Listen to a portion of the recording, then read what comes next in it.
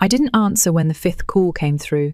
I watched my mother's name illuminate my phone, flickering like a warning light on a machine. I've long since stopped trusting. Outside my high-rise window, the Chicago skyline held its usual calm, far removed from the chaos simmering in my inbox. The email subject was short. Cameron needs you. Final chance. A sibling's wedding, a threat of tuition revocation, though I'm long past tuition, and a sharp reminder of who's always mattered more in our family. Cameron, my brother, the golden boy. The loud one in every school assembly, the one who needed a cheer just to breathe. And me, Nathan, the quiet fix-it kid who got A's and silence in return. I read the message twice, letting the final line burn in my brain like acid. Be there or forget about any future support. Support I haven't needed in years. I closed the laptop and walked into the closet. From behind a stack of coats, I pulled out the diploma. I never hung University of Chicago, summa cum laude. A degree in data science that sat in the shadows like I used to. That wasn't the only thing I'd kept hidden. 12 suitcases, one forged paper trail, and a lie big enough to cover my first act of rebellion. I'd told them I was attending community college near home. Instead, I disappeared into Chicago at 18 and never looked back.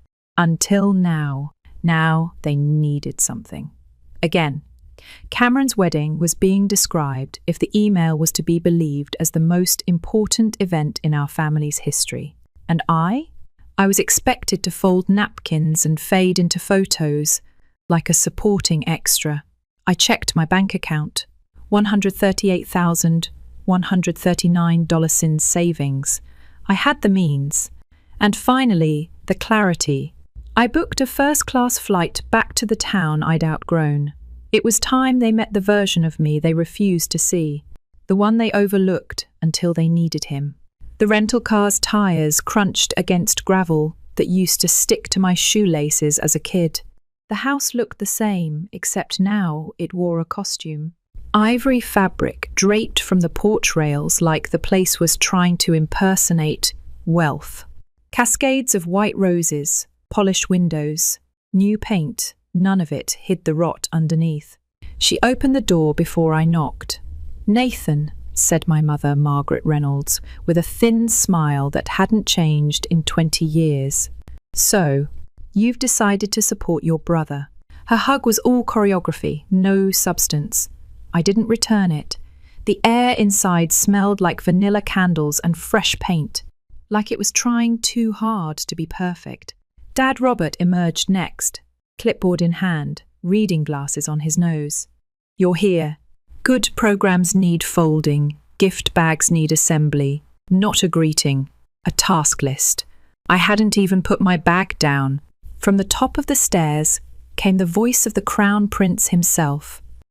"No, Eliza," I said, cascading, not clustered. "It's literally ruining everything." His phone was pressed to his ear as he descended, trailing chaos and cologne. When he saw me, he didn't even pause. "Nate, thank God." The caterer's threatening to quit, and Dad can't figure out the welcome bags. Eliza's trying to fix the reception surprise she'll meet you at dinner. And just like that, I was assigned a new role in the farce, the competent sibling, the background fixer. Dinner that night was a performance. Eliza Bennett, Cameron's fiancée, arrived with a too shiny bottle of wine and a smile rehearsed to perfection. She had the polished charm of someone who'd read every line of How to Manipulate a Room and underlined twice. "I've heard so much about you," she said, gripping my hand too tightly. "Cameron says you're some kind of data wizard. That's hot." I smiled with my teeth, not my eyes. "Product analyst." "Even better," she cooed. "I've got friends developing an AI trading platform. We should talk. Could be revolutionary." During dinner, Eliza talked about crypto, about decentralized growth strategies, about overseas partnerships in Singapore, Zurich, Dubai? I asked questions. Technical ones. The kind you can't Google your way out of.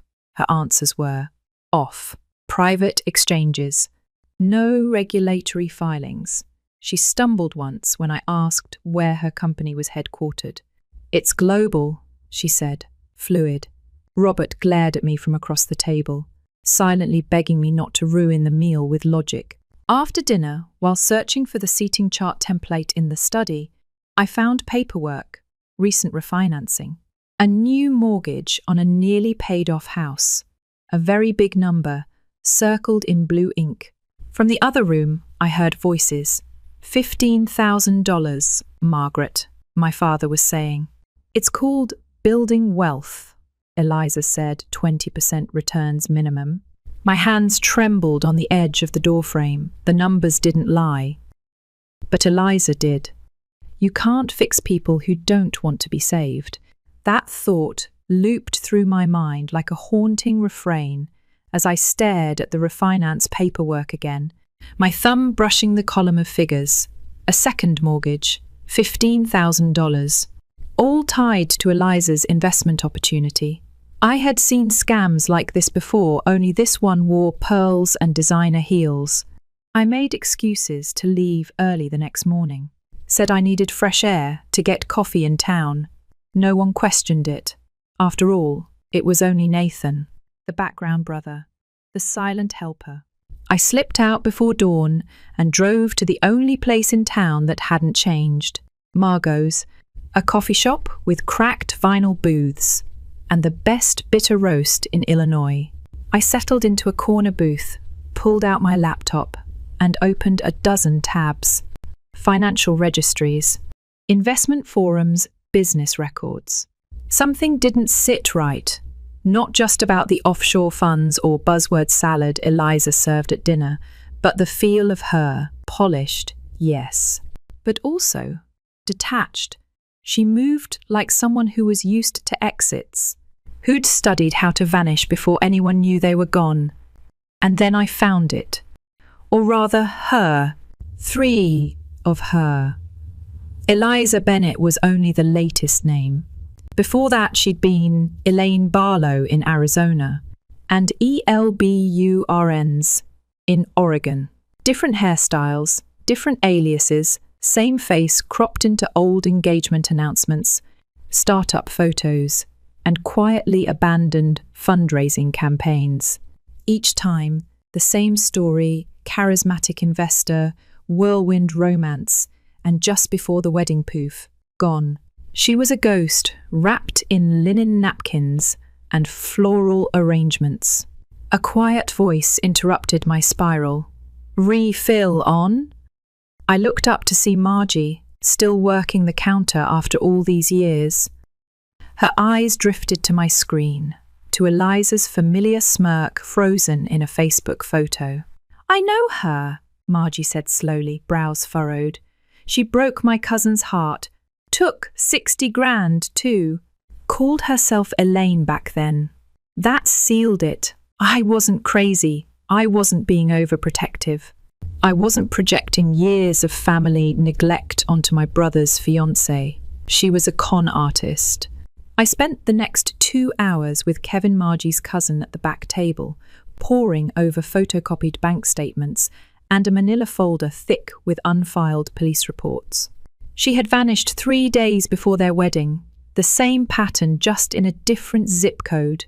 She said she had to fly to Seattle for a family emergency, Kevin whispered. Bitterness and shame curled around every word. She never came back.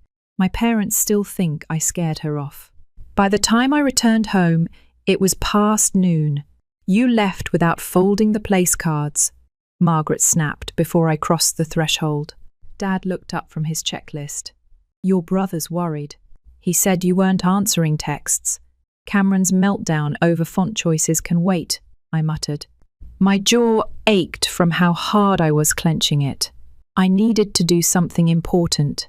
That night, I watched my brother rehearse a dance with groomsmen in the backyard while Eliza stood nearby, coordinating with the DJ.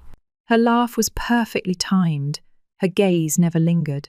A performance in heels. Later, in the living room, I unfolded my laptop again. "Dad," I said evenly, "we need to talk about Eliza." He didn't even look up. "Now what? She's not who she says she is." The room quieted. Even Margaret glanced up from her wine glass. I clicked through the photos, the articles, the registry entries under 3 names. I read from Kevin's testimony. I played back a voice recording. "This is absurd," Eliza said coolly, arms crossed, standing in the doorway. "You Googled a few women with similar names and think you've uncovered a conspiracy." My mother groaned. "Nathan, again with your jealous streak." Cameron's face flushed.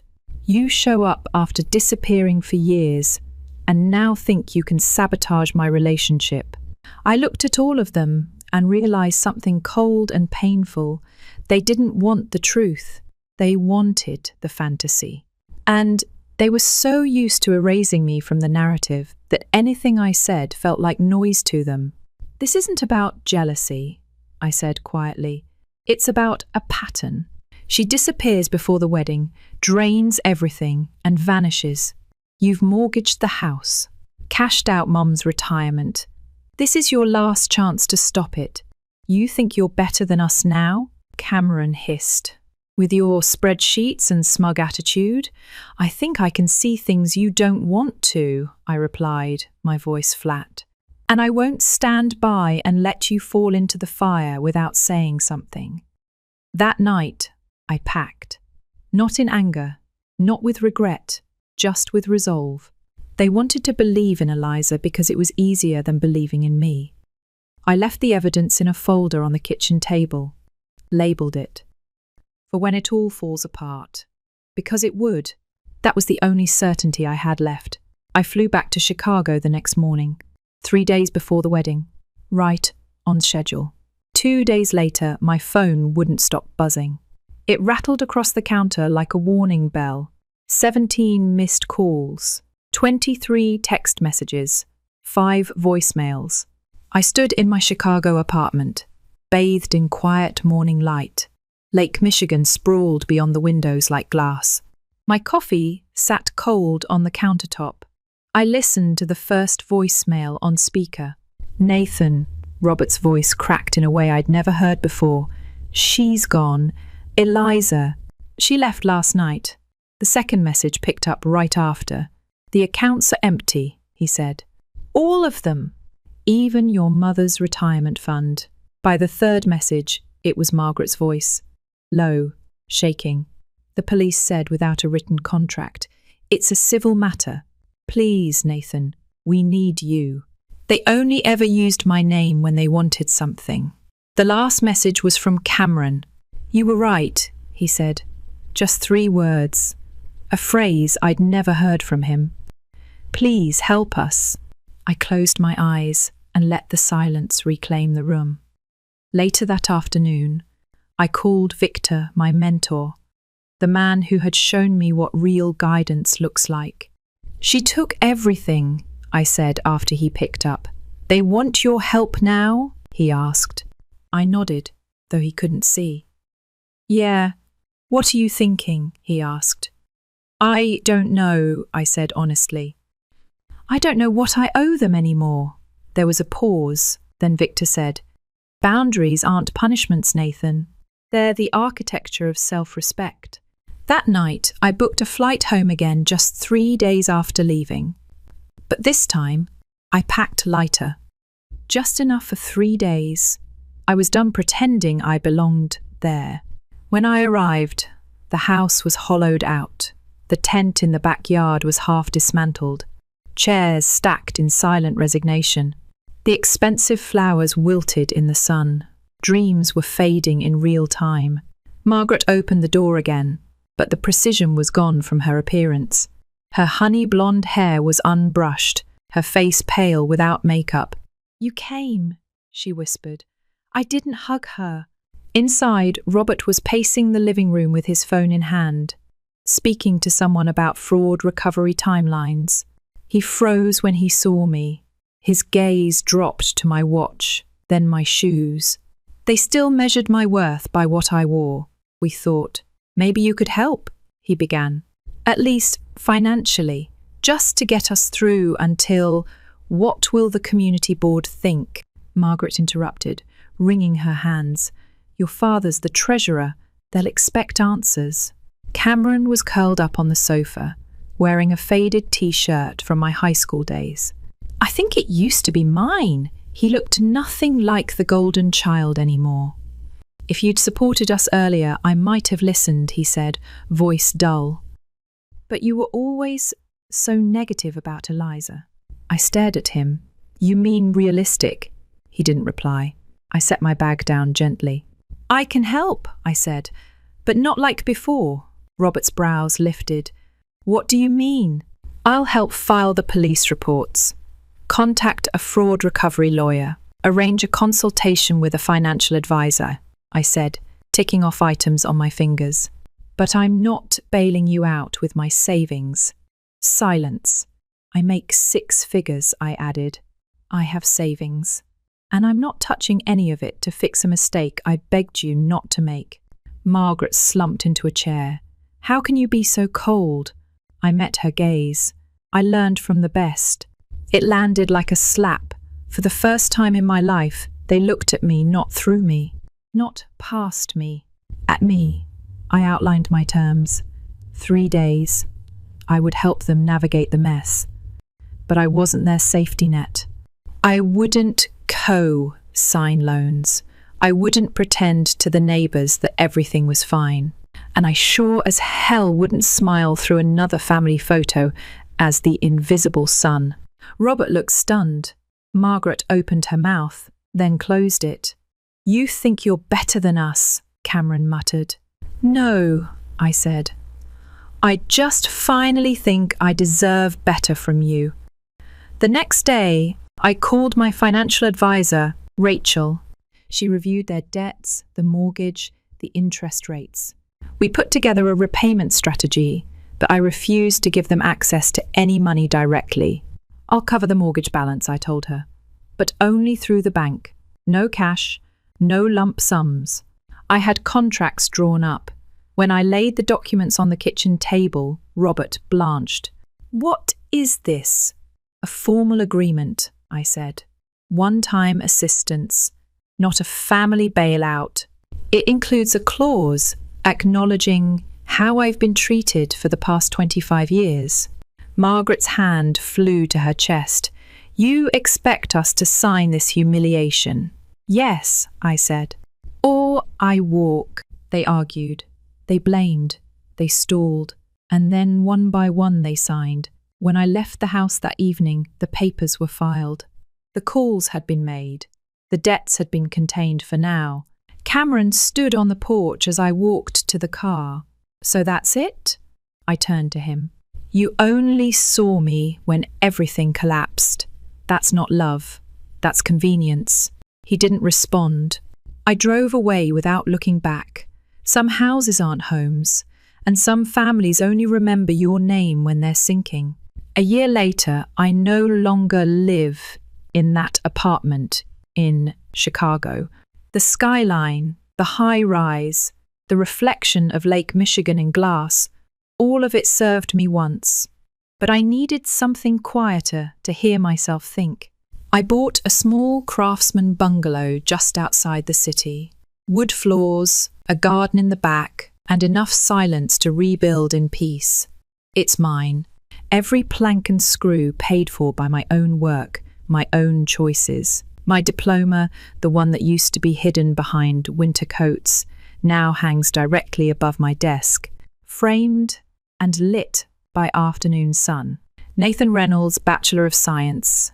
Data Science, summa cum laude, the first no longer need to hide proof of who I am. This morning I brewed coffee slowly. No alarms, no tight calendar blocks. Wednesdays are reserved for the community centre, where I volunteer teaching financial literacy to first-generation college students. Last week, Sean, one of my mentees, caught a scam targeting his mum. He told me, with pride in his voice, I showed her how to read the fine print. I smiled the whole way home. My phone buzzes, as it does once a month now. Uncle Henry's update. They're struggling to refinance again. Margaret's on her third bank this month. Robert won't speak about the past. Cameron is working part-time at the local bank. Therapy twice a month though. No direct contact with you. Boundaries still holding. I reply with a short thank you and nothing more. Some lines, once drawn, are sacred. This boundary isn't a wall, it's a filter. And for the first time in my life, I'm breathing clean air. That evening, I receive a video call from Liam, one of my newest mentees. He beams from ear to ear, holding up a printed email. He got into the summer analytics program at MIT. I used your prep technique for the interview, he tells me. When they asked me why I was different, I told them I don't wait to be seen. I build things that matter. That one hit harder than he realized. You earned it, I tell him. After the call, I head out to the garden. The tomato plants are already shoulder high. Peppers are budding. Basil's thriving. I don't even particularly like zucchini, but it grows fast and fierce, and I respect that. On the patio table rests a folder from Dr. Keane, my therapist. 1 year of sessions documented in ink that doesn't pull punches. Patient demonstrates marked improvement in maintaining personal boundaries, asserting identity, and healing from long-term familial invalidation. I trace the sentence with my finger. It's not a certificate, but it might be the most valuable paper I've ever owned. The scholarship fund I launched, the Nathan Reynolds Visibility Grant, just approved its first round of awards. It's designed for students whose achievements have gone unnoticed, those who feel invisible. The essay prompt is simple. Tell us about a time your contribution was overlooked. How did you find your value anyway? I've read over 100 answers. I cry more than I expected. I don't regret returning home to warn them.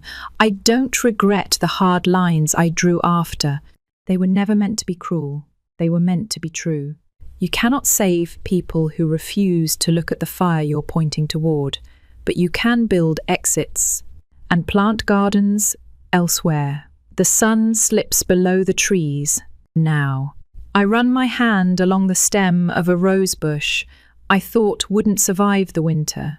I trimmed it back harshly last fall, unsure if it would come back at all. But it did, and now it's blooming. In the quiet, I hear the laughter of the students I've taught, the click of a mouse during an accepted offer, the rustle of paper when someone signs their first lease. The soft sound of resilience, not loud like Cameron's wedding music, but steady, enduring. I touch the leaves and whisper the kind of blessing I wish someone had given me when I was young. Grow strong, especially in the places you were once told to shrink. I stand there in the fading light, surrounded by roots I chose. I am no longer the invisible sun. I am no longer the shadow. I am the architect of my own legacy. And in this house, this life I built, everything finally fits. Story 2, I've worked in corporate admin at a logistics company in Minneapolis for over 12 years. The kind of job where you clock in, stick to policy, keep your head down, and hope the coffee machine doesn't break. It's not glamorous, but it pays the bills, and I've always appreciated the structure. Rules exist for a reason until someone walks in and acts like they don't apply. Enter Nathan. Nathan joined our business development team about 6 months ago. Mid-20s, bright white smile, tailored suits and a jawline that looked carved out of a GQ cover. From day one, he was all charm and swagger. Shook hands with the director before most of us knew his name, and somehow managed to score a lunch meeting with our senior VP, Claire, before noon that same day. No onboarding, no orientation delays, just straight to the top. I've seen dozens of hires over the years, but no one walked in like they already owned the place. Nathan didn't just break the mold, he shredded it and used the scraps to polish his designer shoes. And the worst part, he never followed the schedule. Our shift officially starts at 8:30 a.m., company-wide. It's in the handbook, the policy email, and the onboarding packet. There's even a badge system at the front doors, with entry times recorded down to the minute. Nathan never walked in before 9:30, usually closer to 9:45, always with an overpriced cold brew in one hand and his phone in the other, laughing at texts as if the hallway was his personal runway. For the first few weeks, I assumed maybe he had some special exemption, maybe he was on a flexible contract. Happens sometimes with senior execs. But then I overheard him near the break room, loud enough that I couldn't ignore it. Time clocks are for worker bees. I bring in revenue. That's all that matters, he said, half laughing, half bragging. Another time? The rules don't apply to me. I'm not punching keys, I'm bringing in deals. I wish I could say he was subtle. He wasn't. We've had staff get written up for showing up 7 minutes late in snowstorms. One woman got a formal warning for leaving early when her toddler had a fever. Meanwhile, Nathan strutted in 50 minutes late, without even a hint of apology, tossing out one-liners about traffic and stock prices. And everyone let it slide, because Claire the VP loved him. Our young superstar, she'd call him in meetings. I once saw her brush off a team lead who tried to flag one of his missed deliverables. Let him work his magic, she said. At some point, it stopped being annoying and started being infuriating. Especially the day I heard him tell a junior hire they could catch me sleeping at my desk and I still wouldn't get fired. As long as I close Q3, that's when I decided I'd had enough. I didn't confront him. I'm not that kind of person. I like my job. But what I am good at is gathering information. Quietly, precisely. I started logging his badge times. We have internal access tools, and my role in operations gives me visibility into the entry logs. Nothing shady, just data collection. Every morning for 4 weeks, I recorded Nathan's exact arrival time, paired it with screenshots from our low-res lobby cams, time-stamped. I even checked our email logs to see when he'd first log into his laptop. Spoiler, he wasn't working from home before arrival. His system was dark until he physically badged in. By the end of the month, I had a tidy report. 22 workdays, 17 arrivals past 9:30. None within compliance. I lined them up side by side with company policy, bullet-pointed the key sections, added screenshots and badge logs. No opinions, no accusations, just facts. Then came the trigger. It was a Friday. Nathan walked in laughing with one of the sales guys, coffee in hand, and said clear as day I could roll in at noon, and Claire would still throw me a bonus. I'm bulletproof. That was the final straw. I wrapped up my file, wrote a short note, and sent it anonymously to HR and copied compliance. I wasn't expecting a grand reckoning. I figured it would get buried, or maybe spark a quiet conversation, but at least the truth would be on record. And then the silence. Days passed. Nathan kept arriving late, still cracking jokes about corporate drones and 9-to-5 zombies. But then something shifted. I caught a glimpse of our HR director talking with building security. She had a printed file folder, one that looked suspiciously like mine. Not long after, one of the managers had a whispered huddle with Claire outside the conference room. Their faces were serious. The air in the office changed. It got tense. Even Nathan noticed. The next week, he started showing up at 9:20. Still late, but noticeably less smug. He tried to fake casual confidence, but he was definitely scanning the room more, listening, watching. Then came Monday. I was in the break room pouring coffee when Nathan walked in, same grin, trying to be his usual cocky self.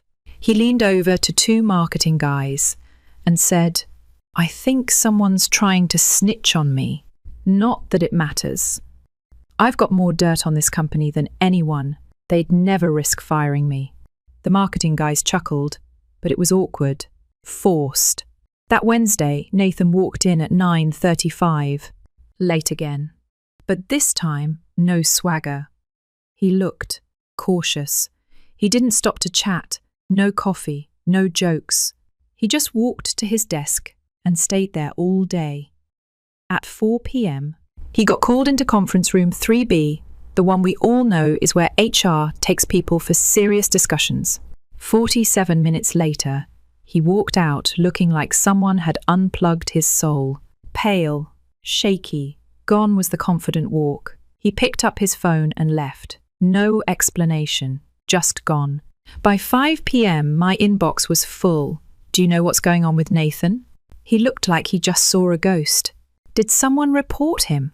I said nothing, not even to my desk buddy, Jules, who once helped me move furniture during our office remodel.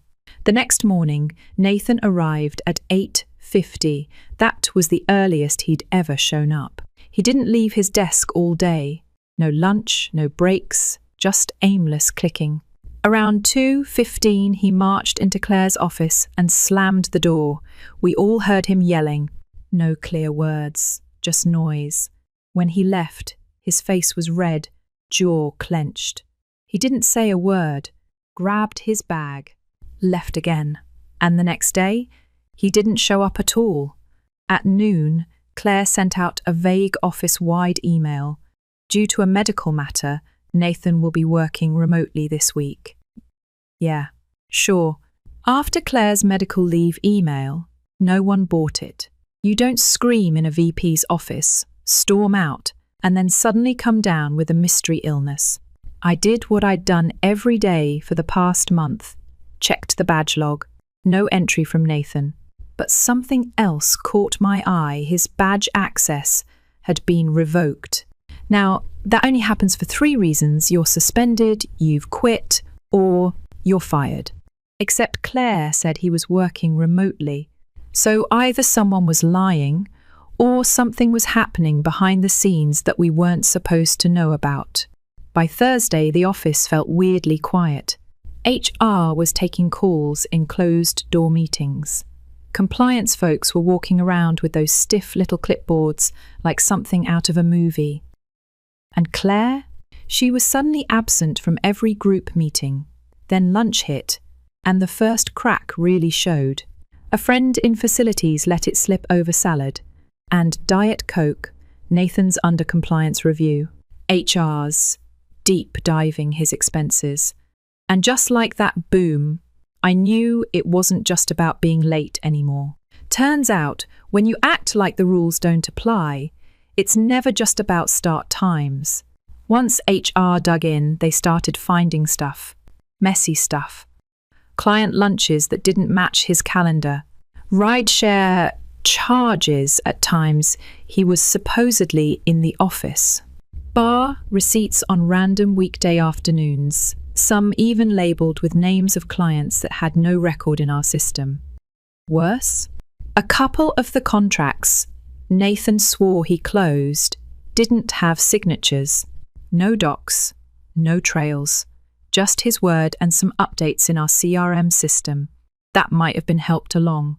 Guess who else had access to that CRM? Claire. Suddenly, it wasn't just Nathan on the line, it was her too. I started noticing her door closed more often. She stopped making her usual Monday lap around the floor. She was dodging people, tight-lipped, panicked. And the leadership team? They were all leaning away from her like she was radioactive. Meanwhile, the first stayed invisible. I did what I always do. Arrive at 8:25, answer emails, sip my plain black coffee. I didn't breathe a word to anyone, not even Jules. Not until it all came crashing down. The following Tuesday, everyone on our floor got a calendar invite, mandatory all-staff meeting, HR, attendance required. No agenda. Just 30 minutes blocked. Title only. That's when people started buzzing again. Is it layoffs? Are they changing hours? Is it about Nathan? Nobody said his name out loud, but we were all thinking it. Tuesday morning came fast. The entire floor crammed into the big conference room, some standing, some sitting, all wide-eyed. Phones in hands, people whispering. 9:02 a.m. HR walked in. Melissa, our HR director. 2 people from compliance. Claire, nowhere in sight. Melissa started with some corporate jargon about ethics and transparency. Then the compliance officer took over. She usually doesn't talk in these meetings. That alone said a lot. In the past month, she said, we've uncovered repeated violations of company policy involving timekeeping, expense reports, and false business reporting. This has triggered an audit that's still ongoing. People started shifting in their seats. You could feel it coming. The employee in question is no longer with the company, effective immediately. No name.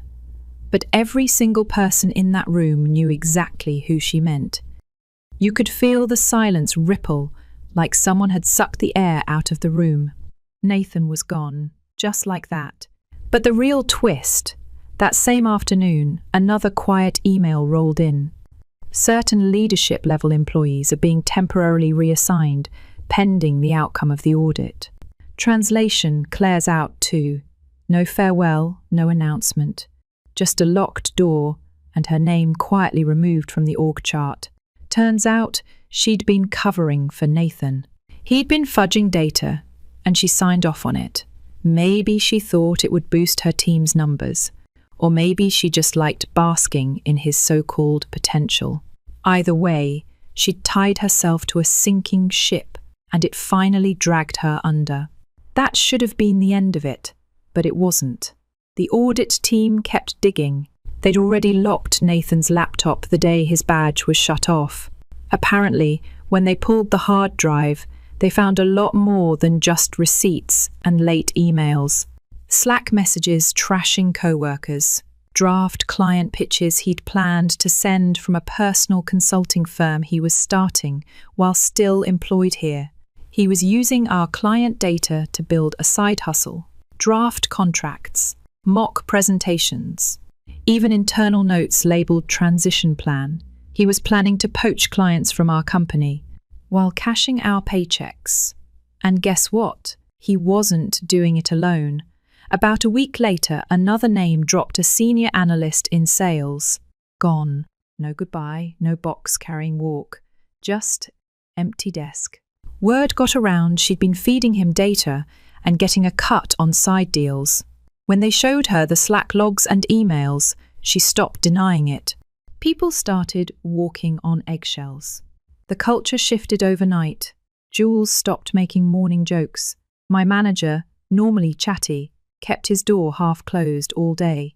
Every team started scrubbing their reports, just in case. Me? I kept sipping my coffee, nodding at everyone like it was business as usual. I still hadn't told a soul about the report I submitted. Not a word. But people started treating me differently. Like, respectfully. Jules invited me to lunch 2 days in a row. A guy from the marketing team who'd barely acknowledged me before stopped by my desk and said, "You're one of the good ones." I didn't say a thing, just smiled. The final nail came on Friday. Dana, our new division director, brought in externally. No ties to anyone here.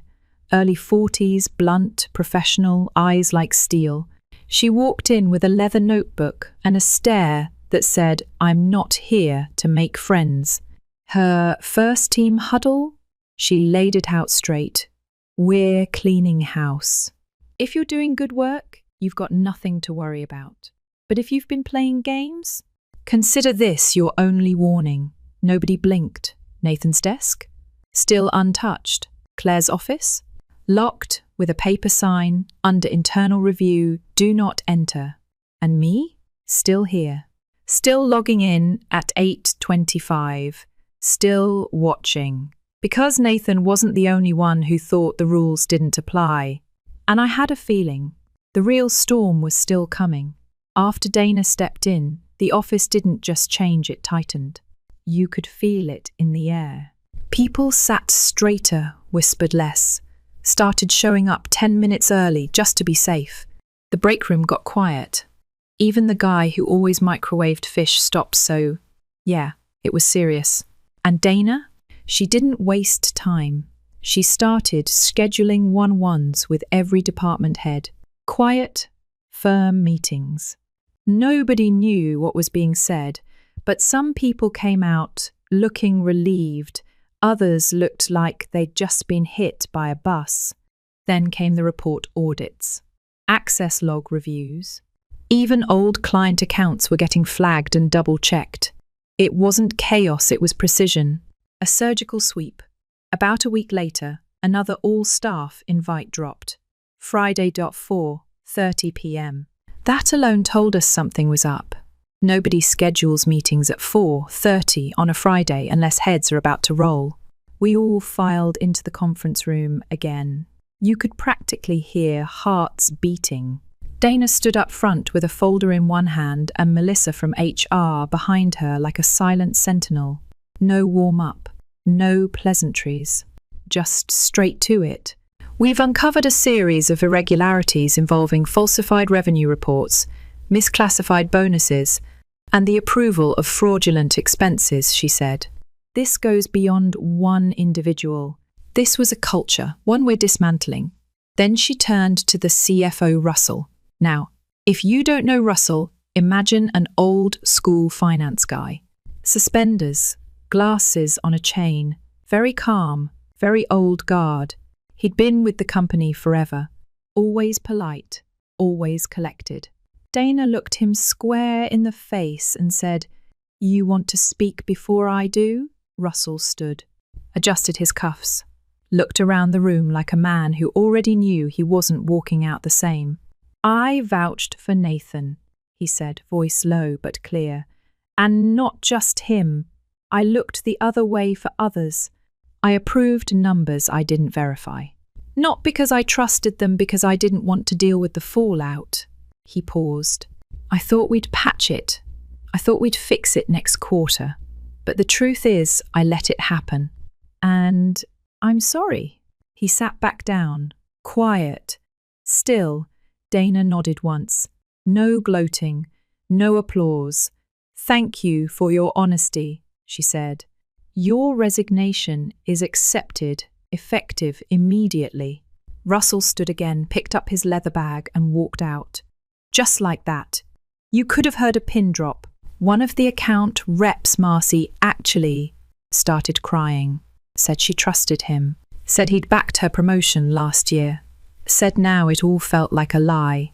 Chris, my desk buddy, leaned toward me and muttered, "They all knew. They just thought we wouldn't." And then someone else stood up. One of Nathan's old buddies from the sales team. The same guy who used to laugh at all his "I'm untouchable" jokes. "You're all acting shocked," he said. "But most of you let it happen. You laughed. You let him walk all over the rules. Don't pretend now." He didn't wait for a response, just walked out. That night, Chris and I ended up at the dive bar 2 blocks from the office. We didn't even talk for the first 10 minutes, just sat with our drinks.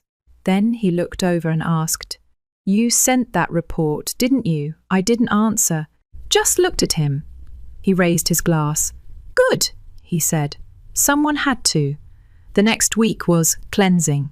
3 more employees were quietly let go. A finance analyst, a regional sales director, and most shocking, a senior HR rep. Turns out, she'd been signing off on some of Claire's shady reimbursements. Compliance training became mandatory. Bonuses were frozen. Dana even rolled out a new internal audit team, permanent, not temporary. The old leadership culture erased. Nathan's desk stayed empty. Nobody even glanced at it. Like it carried some kind of curse. Claire's office? Still locked. but her name was removed from the wall directory. Just a blank slot now. No plaque, no trace. Then one quiet Thursday afternoon, I got an email. From HR. No subject line. Just a sentence. Thank you for helping us rebuild integrity. No name. No signature. Just that. But I knew. And yeah, it felt good. Not in a gotcha way. Not revenge in fire and fury. More like, finally. Like the rot was being cut out.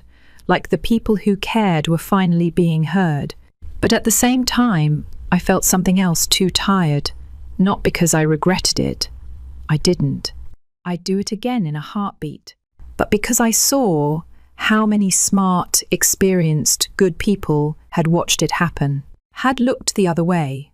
All of them had their reasons: office politics, fear of retaliation, wanting to stay out of it. I get it. But still, silence helps no one. Nathan thought he was untouchable, thought the rules didn't apply. But the thing about rules, they only matter if someone's willing to enforce them. This time, that someone was me. And I'm not sorry. Story 3? I'm not one for drama.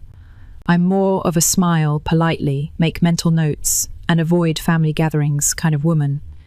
But sometimes, silence isn't strength. Sometimes it's strategy. And on one unforgettable evening, that strategy turned into a full-blown reckoning at a dinner table full of crystal glasses and fake smiles. My name's Erin. I'm 31. 3 years ago, I married Jackson, charming, well-dressed, old money. We met at a charity gala in Atlanta, the kind where people drink $1,000 whiskey and pretend they're saving the world. At the time, he was everything I thought I wanted: smooth, attentive, a financial analyst with impeccable teeth and a seemingly normal family. Spoiler, he wasn't, and neither was his family. Jackson's mother, Linda, was the queen of passive aggression. Picture a Southern belle wrapped in pearls, seasoned with judgment and aged in bitterness. She ran her household like it was still the antebellum era, and from the moment I entered the picture, I knew she had a replacement in mind, the ex-Caroline. Tall, willowy, fluent in French, and a brown alum. Her hair never frizzed in humidity, and her laugh sounded like it had been fine-tuned in a recording studio. To Linda, Caroline wasn't just the one that got away, she was the standard by which all others failed. And guess who was constantly reminded of that? Yup, yours truly. I let it slide in the beginning. I didn't flinch when she complimented Caroline's grace under pressure right after I'd spilled champagne on my dress. I didn't comment when she left a photo of Jackson and Caroline on the living room mantel right next to our wedding photos. I didn't even raise an eyebrow when she invited Caroline to Jackson's birthday brunch and seated her next to him. But there's only so much swallowing your pride can do before it starts to eat away at your self-worth. Jackson, of course, thought I was overreacting. She's harmless, he'd say. She just has a hard time letting go. Easy for him to say. He didn't have to watch his mother beam every time. Caroline walked into a room like the second coming of Audrey Hepburn. Still, I wasn't ready to go to war. Not yet.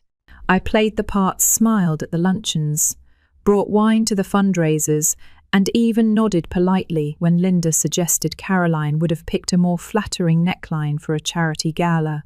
I helped host. But I did something else too. I took notes. Not metaphorical ones. Actual notes. Voice memos, screenshots, text backups. Because something about Linda's behaviour didn't just feel personal, it felt manipulative, calculated. So I started building my little archive of microaggressions and snide comments.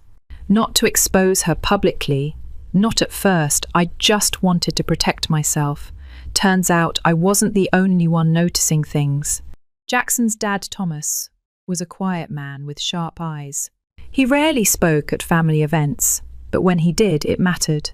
One night, after a charity gala, he pulled me aside on their veranda, lit only by moonlight and soft string lights. "I see the way she treats you," he said. "No preamble, no warm-up. It's not right." I was stunned. I hadn't even realized he'd been paying attention. What followed was an hour-long conversation that flipped my understanding of the family dynamics. Thomas wasn't just aware of Linda's behavior, he despised it. He couldn't stand the way she idolized Caroline and dismissed me. And more importantly, he didn't trust Jackson. "He's not the man you think he is," he said, staring into his bourbon like it held the future. "And I'm making some changes."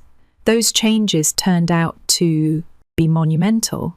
2 weeks later, Thomas's estate attorney reached out. He wanted to meet privately. Thomas had decided to update his trust, cutting Caroline out completely and assigning me as executor. The plan was to shift the majority of the family's wealth toward charitable causes and future grandchildren, not that Jackson and I had any yet, with strict limitations on Linda's access. I didn't even know that was legal. Turns out, with the right lawyers, anything's possible. At first, I was hesitant. Was this ethical? Would it tear the family apart? But then I remembered the way Linda smirked when Caroline made snide comments about my bargain bin shoes. And I remembered the way Jackson defended his ex more than he defended his wife. So we did it, quietly, carefully, thoroughly. By the time we were done, I had legal control over most of the estate's decisions. It wasn't revenge. Not yet. It was insurance. Then the Napa trip happened. Jackson said it was for a finance conference. 3 days, solo. Sounded plausible, he travelled often. But when the credit card bill came, I saw the charges. $800 at a boutique hotel. Spa services for 2. Dinners at a vineyard, and a plane ticket under a name I didn't recognize, Carly James. It wasn't until I looked up Carly's profile online that I recognized the face. Caroline's middle name is James. I didn't say a word to Jackson. I just forwarded everything, every receipt, every itinerary, every spa charge to Thomas's attorney. We fast-tracked the trust updates. By the time Linda sent out invites for her big family reunion dinner, the paperwork was signed, notarized, and backed up in 3 separate locations. And the final touch? An automated email scheduled to go out mid-toast during dessert. That night I wore a black dress, not for mourning, but because nothing says power like silk and confidence. Caroline showed up. Naturally.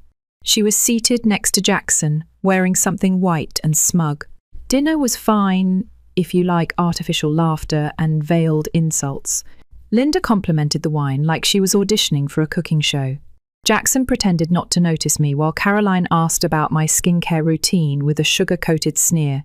And then it happened. Linda stood, glass in hand. To family, to tradition, and to my perfect daughter-in-law, Caroline, who truly deserves my son. Laughter. Applause. Jackson even gave a little bow. Linda turned to me, eyes twinkling. "Oh, and you too, Erin." I didn't flinch. I picked up my phone, tapped once, and smiled. "Then you'll love what's already been sent." Phones buzzed. Heads turned.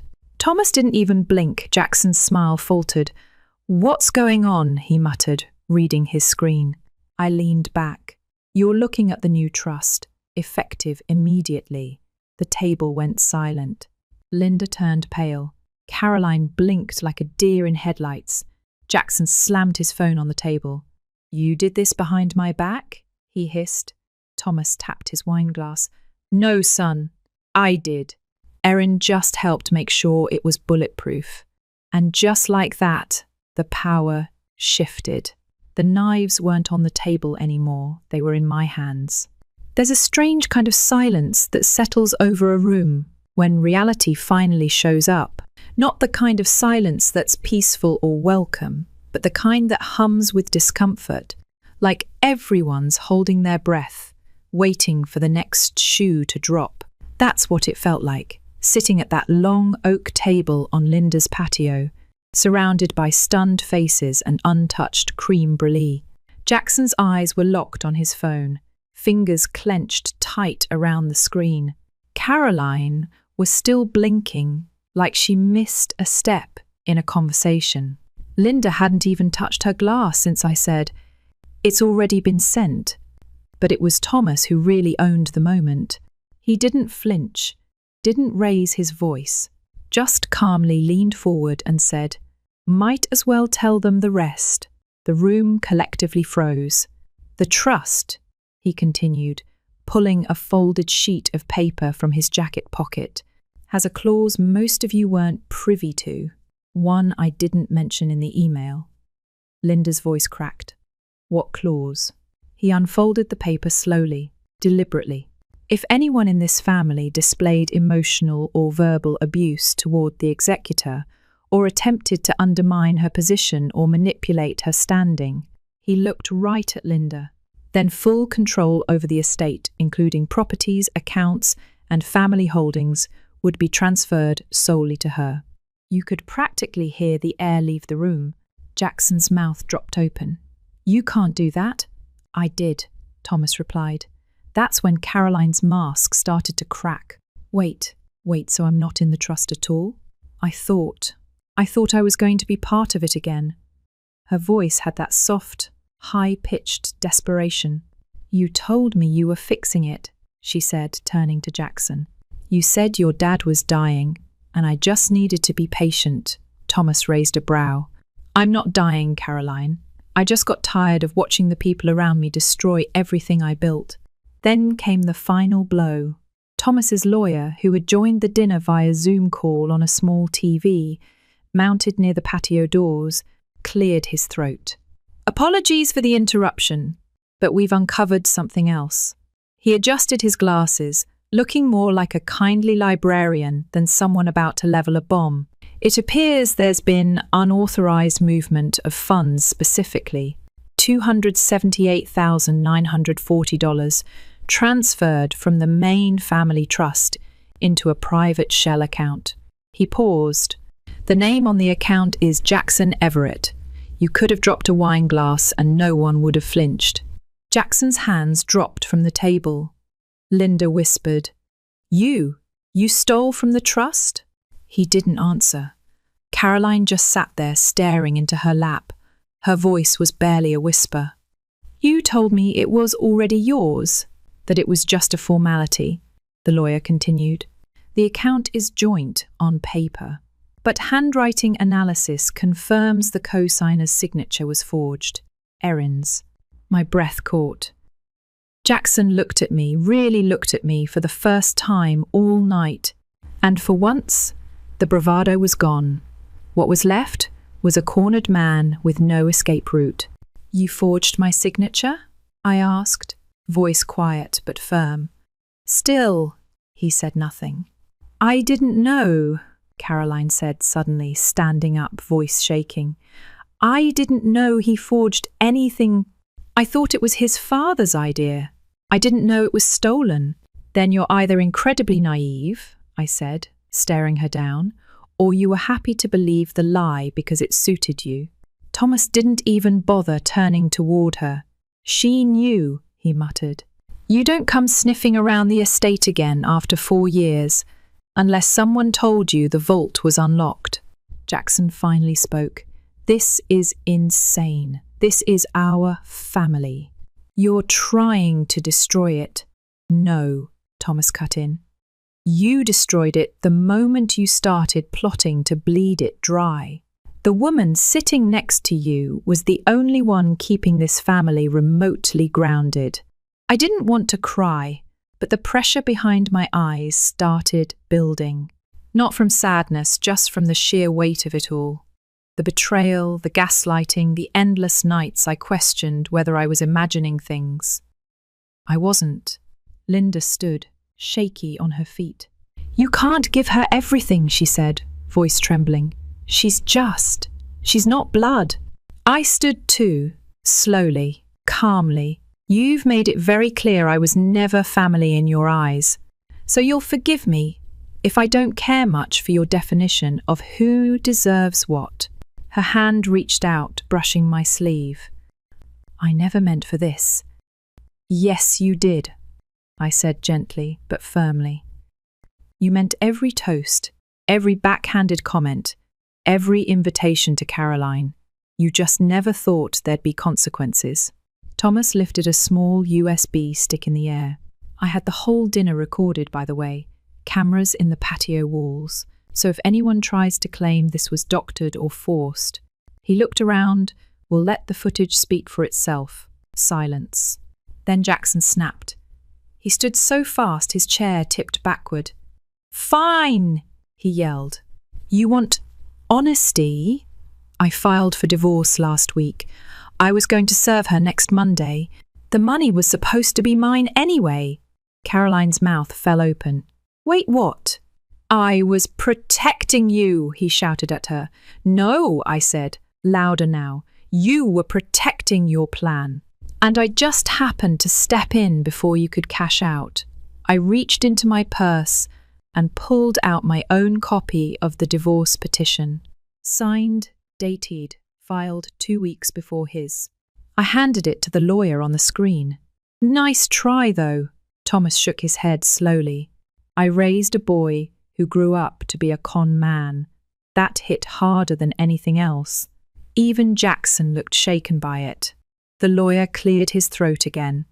Given everything we've uncovered, including financial fraud and forgery, we're initiating a full forensic audit. Jackson, we'll be freezing your access to all remaining trust assets until the investigation concludes. Jackson turned to leave. No apology, no final words, just gone. Caroline followed, heels crunching on the gravel, saying nothing. Linda didn't speak again. She just sat down, hand gripping her wine glass like it was the only thing anchoring her to the earth.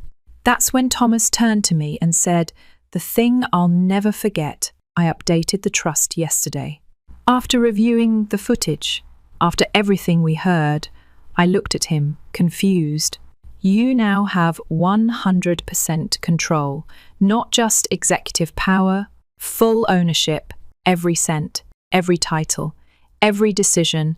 It felt unreal, like someone had just handed me a chessboard after flipping the old one over. Whatever you choose to do with it, he said, is up to you. Keep it, donate it, burn it all to the ground. You earned it, and for once, I believed him. After the storm came stillness.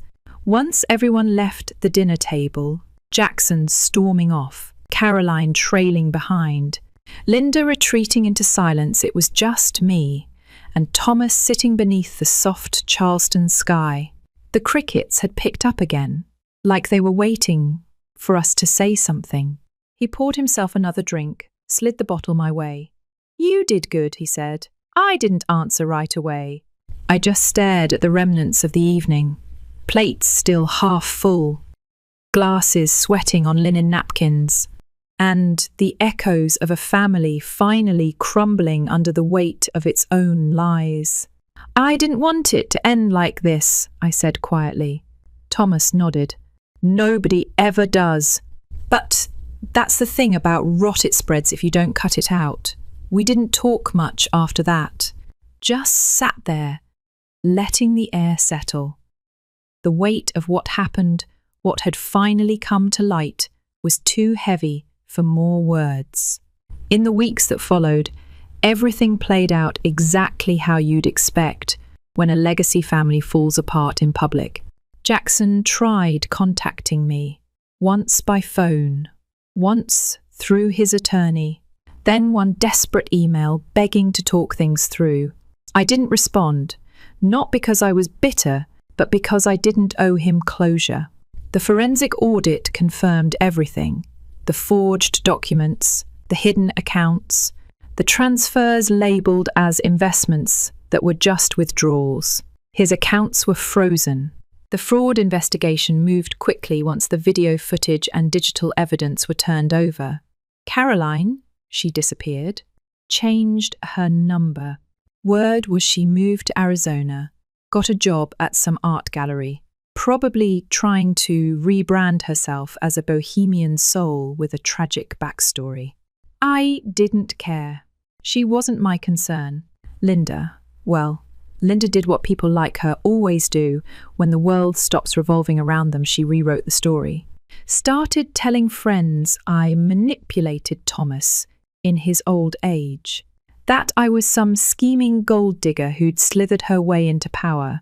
Funny, considering she was the one who treated marriage like a corporate merger. But here's the thing about lies: they only work when people are willing to listen. And after the footage came out, after the legal documents were circulated and the whispers grew louder, most people stopped listening to her. Thomas stayed true to his word. Every asset, every account, every property was placed under my name, legally, fully. But I didn't go out and buy a yacht or a beach house in the Maldives. I didn't rub it in anyone's face. I wasn't interested in revenge anymore. That part was already done. Instead, I downsized. I moved into a small townhouse on the edge of town. Quiet neighborhood. No gated driveways.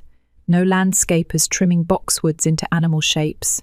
Just a porch, a creaky swing, and the smell of pine after it rains. I painted the walls myself. Learned how to garden. Started sleeping through the night again. The mansion? I turned it into something better. Half of Thomas's art collection was donated to local museums. The estate's main house was converted into a foundation, one that funds scholarships for young women trying to put themselves through college without a safety net. Girls like me. Some days, it still hits me how close I was to staying small, to letting myself believe that I was the problem, that Linda's snide comments, Jackson's cold indifference, Caroline's smug presence were things I just had to tolerate. But once you taste real self-worth, you stop settling for crumbs. Thomas and I have dinner every Sunday now. Just the two of us. No fancy wine pairings. Just cornbread, roasted chicken, and stories about his younger days before all the legacy nonsense took over. He tells me I remind him of his sister, stubborn, sharp, impossible to intimidate. He says that's why he chose me. I saw something in you, he told me once, long before you saw it in yourself. Funny thing is, he was right. I used to love Jackson, or at least I thought I did.